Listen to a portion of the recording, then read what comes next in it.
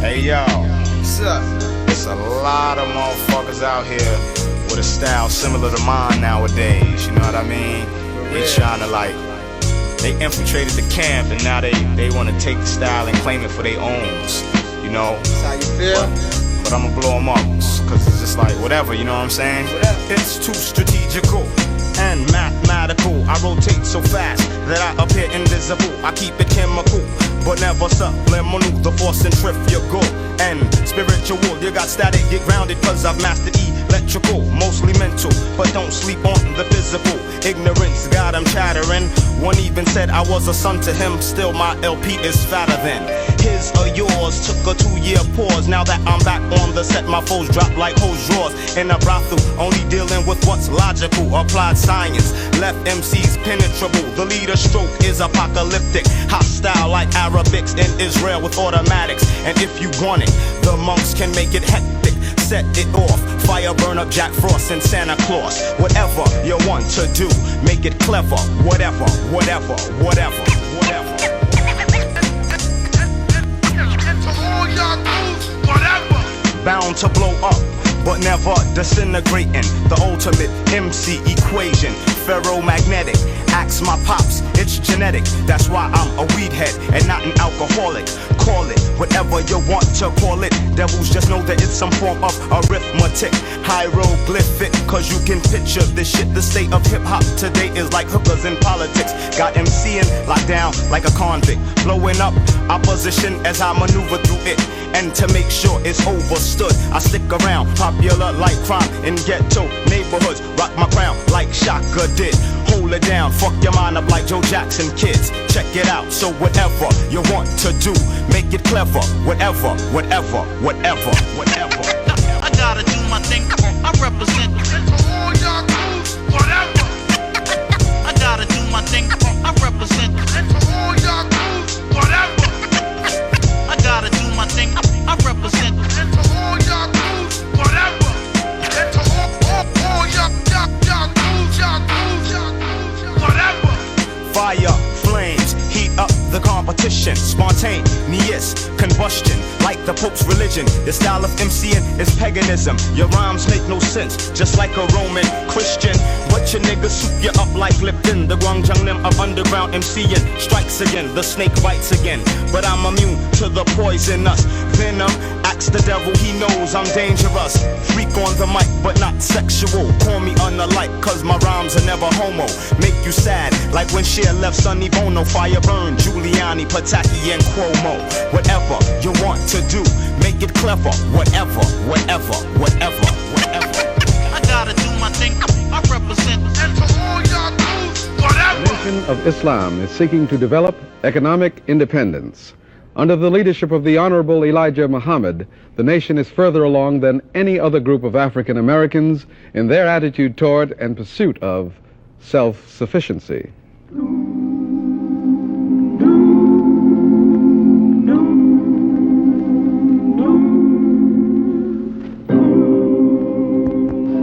I had been looking for answers to questions in life all of my life, and I had never received any answers that I thought were valid or truthful. I could find so many discrepancies in Christianity, and my father being a minister and me being right in the seat of Christianity let me know that the way the church was, that wasn't the answer. I was looking, seeking, I was planning even to go to Africa. I was making arrangements in New York to go to Africa to teach or to, just get back to black or get around black or learn more about myself. And in the process met someone who had heard some teaching.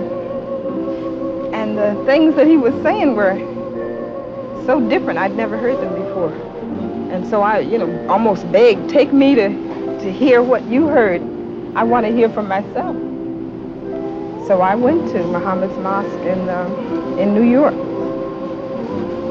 and knew immediately that this is what I had been looking for.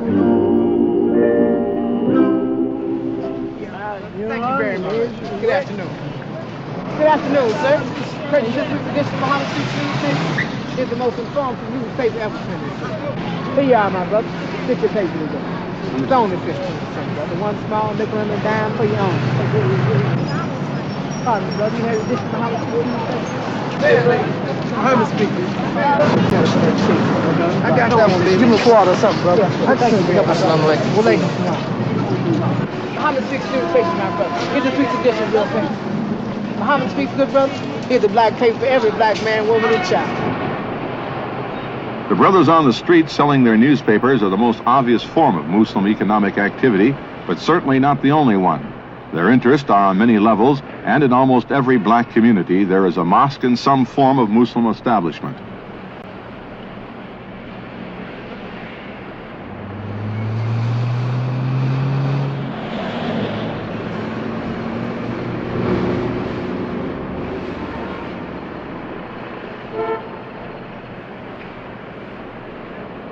The most prominent, the newspaper Muhammad Speaks, serves to inform, instruct, and link up the members spread across the country, and in addition, provides a source of income for maintaining and beginning other businesses.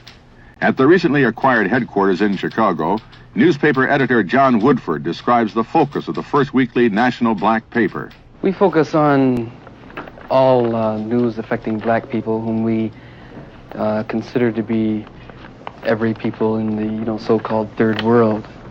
The shade differentiations, black, brown, red, yellow, we ignore, since the whites ignore this kind of differentiation among them. From the official Pollitt surveys, we have a circulation of about, I'd say, close to 500,000, and we figure about 6 people would read every paper, so this would get up towards 3 million, and that's considering that there are only 22, 25, or 30 million black people. This is, pretty good circulation, although we ought to be up to about 6 or 7 million pretty soon. Now, I wanted to get this referendum, the black referendum for the war in Vietnam. That's Simmons' article. So that'd be a byline. That should go up as close to the front as possible. Let's see. Then for page 15. Oh yeah, contract buyers. Now there's some pictures. Hassan Sharif has pictures. And do we have anything on Nigeria?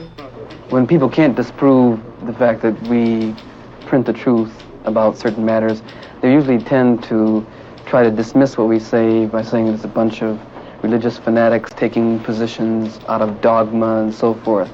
They did this with Nigeria, they do it with population control, and this is an effort on their part to avoid the real issues we bring up. We are never told by anyone to take any position on a matter. All we're told by Mr. Muhammad is to go out and find out what's happening and print the truth. In other words, he's confident that if we do this, regardless of our own religious or lack of religious beliefs, I'm not a Christian, but I'm not formally in any religious group, but the fact that he would let me be the editor shows that he's mainly interested in the news. The news written in the editorial department by a basic staff of 8 with correspondents around the world goes to the composing room. Equipped with the latest computers for setting type and other modern machinery, the entire cost came to over $250,000. This plant also contains facilities for film processing, negative preparation, and other artwork. The Muslims take pride in the fact that they ordered and paid for the entire operation within 3 months. I came to Muhammad Speaks newspaper in 1961. Eugene Majid, art director for the National Muslim Organization, explains the purpose of his artwork. I have to go back to an ancient saying about a picture being worth 1,000 words, so Mr. Muhammad is well aware of the value of pictures and drawings, and so therefore he uses that in getting across his program, and we think it's quite successful because the Muhammad's newspaper has become the #1 black newspaper in the country, and this is as a result of Mr. Muhammad's writings and illustrations regarding to this program. In addition to providing news with an international scope, Muhammad Speaks supplies Muslim and non-Muslim brothers with on-the-job training. Once more men are trained, the paper is planning to come out twice a week and ultimately daily. Only 9 years old, Muhammad Speaks is now sold in the U.S., Canada, the Caribbean, and Africa. Another aspect of Muslim self-development is education through the University of Islam school system, like this one in Chicago under the direction of Sister Beverly X. The University of Islam teaches regular academic subjects. The thing that makes our school quite different is that we incorporate the spirit of Islam into the lessons and into the teaching. We also do not have the frills that are in the public school system. We eliminate the sport, the play, the rest periods, the snack periods, the free periods, all of these which give to the children nothing. Our school population at the University of Islam No. 2 in Chicago is approximately 600 students. This goes from kindergarten, which starts at the age of 4, through high school. Our school is in session for a full year, minus 2 weeks, so we are in session for 50 weeks out of the year, which is really a full year program. Tucson, will you show me 4 o'clock on your individual clock there?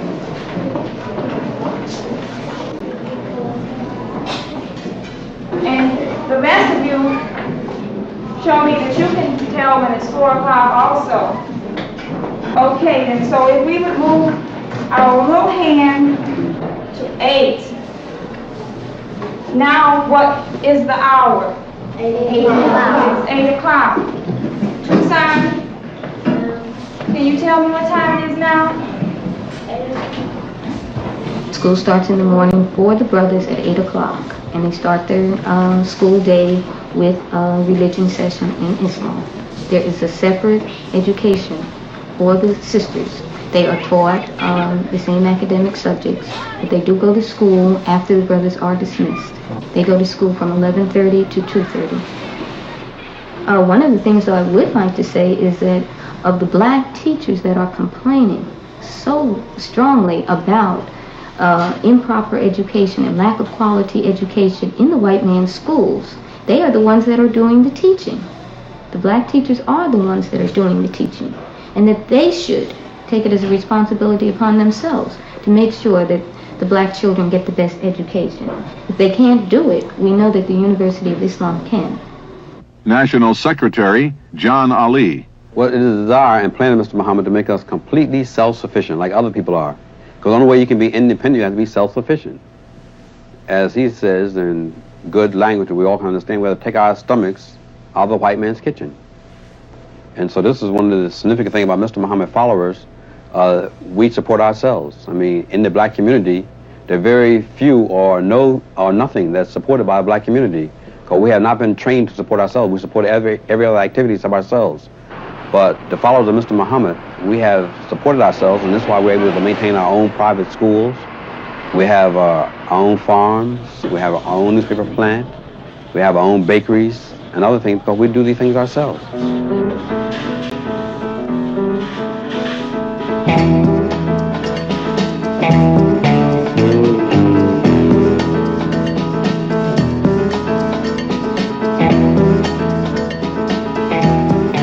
In the drive to be self-sufficient, the nation attempts to provide for basic needs.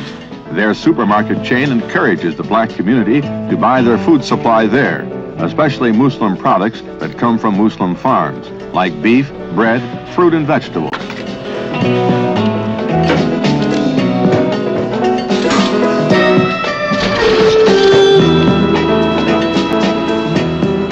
The bakeries across the nation range from a personal kitchen to large establishments that produce cakes, cookies, and pies, and of course, the famous Muslim bean pie.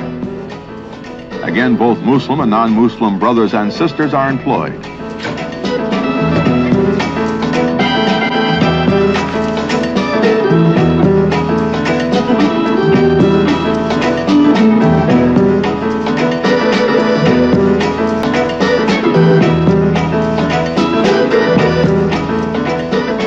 farms in Michigan, Alabama, and Georgia, beef is transported by the Muslims' own trucking service, processed in their plant in Chicago, and delivered to be sold in their various stores.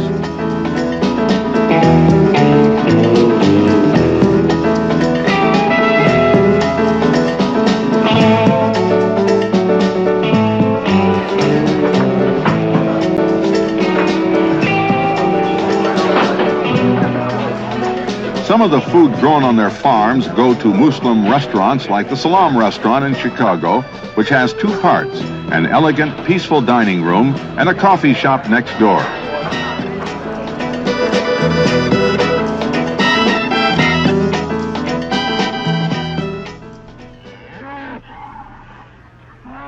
The basis of the Nation of Islam's program centers around land to supply basic needs.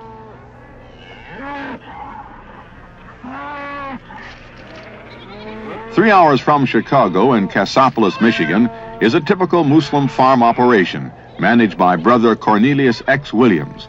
His involvement with this farm project goes back to the very beginning. We started about 3 years ago, shortly after I'd heard teaching in South Bend, and I was interviewed by the messenger, and he was talking about he wanted to get a farm started for the Muslims. And I had several interviews with him. He explained what he wanted and how he wanted it set up, how he wanted to go about it. And then we started to purchase land in this area. The nation owns right at 1,000 acres here now. Well, it was nothing but opposition. Everybody was all shook up. Really fear, basically, just a great fear that they had for what they thought was going to take place. What did they think was going to take place? Well, there was many ideas, things that they said. The whites, they could picture a training camp for soldiers. You know. They thought the barns and things that we were building for livestock, they thought that they were going to be used for training soldiers how to fight or something.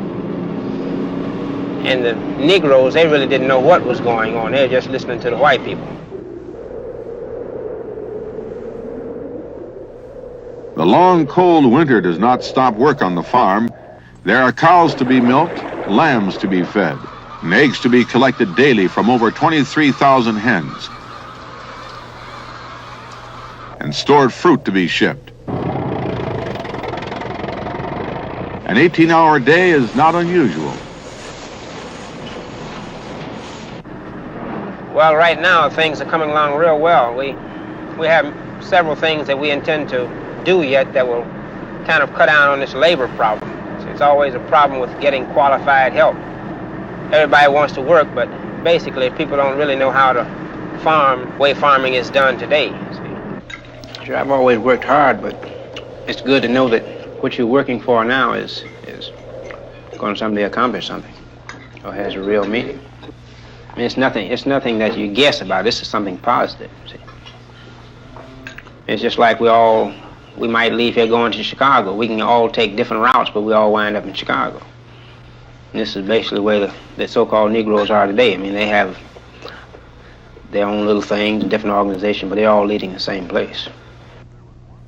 But there was one man who did go another way, and he is well known to us. Malcolm X. National Secretary John Ali gives his views.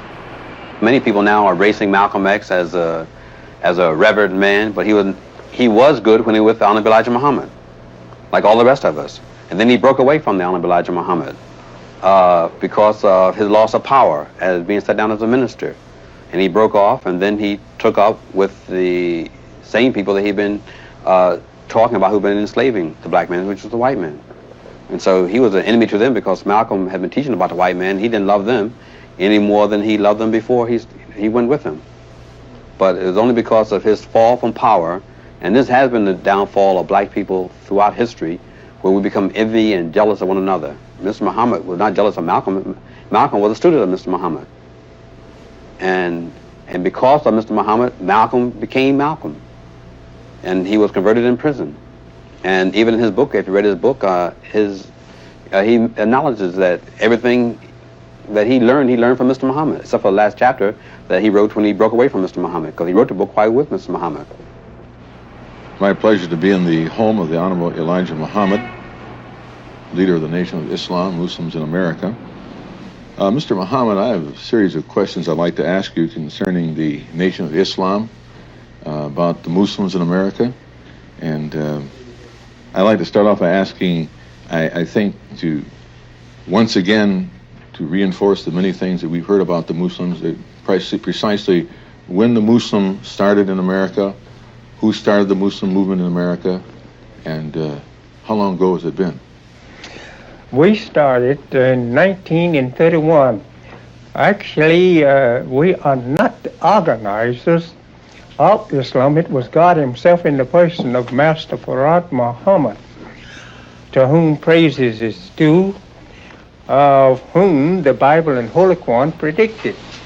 Master Farad Muhammad taught me Islam, and that was not with the word joining that was used. After he taught me who we were, it was not the question of joining, but accepting myself and what I had lost of myself by being kidnapped by the white people and brought to this part of the earth. What you're saying is that Islam is basically the true religion for black people. It is the very nature of them. It's not a religion. Islam, we refer to it as a religion. And that's the Holy Quran. I give to you, God says there, a religion. I have completed my favor upon you and choose for you Islam as a religion. Not that it's a religion. It's the nature of us. Well, then also that leads me to the question then that do you feel that the relationship between the African and Africa, the blacks in Haiti and Jamaica and America, this would be one and the same? They're all brothers, aren't they? Every black man under the sun is brothers. I don't care whether he live in America or live in Asia or Africa or in the islands of the Pacific or the Gulf. Mr. Muhammad, in another area, it's been said that the Muslims in America, and I'm speaking primarily of the black, generally do not participate in politics. Now, is this something that is true, or do Muslims participate in politics as a voter, as a participant, as an elected official? Muslims have politics, as you know. In the Islamic world, they have government, and all government have politics. But the politics of the Muslims is different from the white people's politics. In a way, they base their politics on the Quran, the law. They get it from Quran to run their government. Here in America, we are not yet an independent people here on any land at all that we can call our own. This is what we are asking for. We're asking for land of our own. Well, do you feel, excuse me, did you feel that, I was speaking primarily when you mentioned the black man in America should find some place where he could set up his own nation. I was thinking of a large area where all of us could go to be in the Nation of Islam. You'll find that on the last page of Muhammad Speak newspaper, where that we have learned that we cannot get along with the white man in peace, and the white man have the privilege to separate us.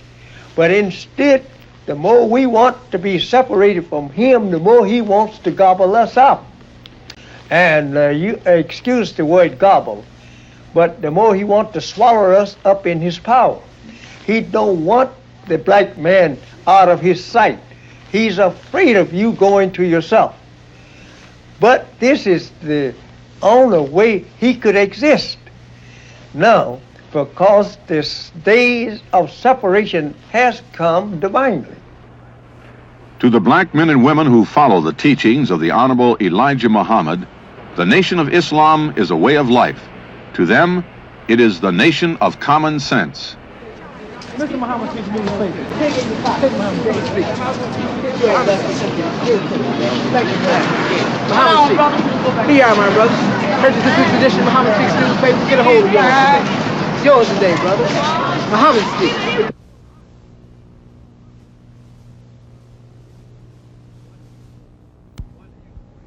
One new point. The Nation of Islam has decided not to sell but to keep the Alabama farm in operation. That's fine. Next month, Black Journal goes back to Africa, home. Don't miss East Africa, Ends and Beginnings. Next month, right here on Black Journal. I'm Lou House. And William Greaves. See you next month. One gay sagay, y'all.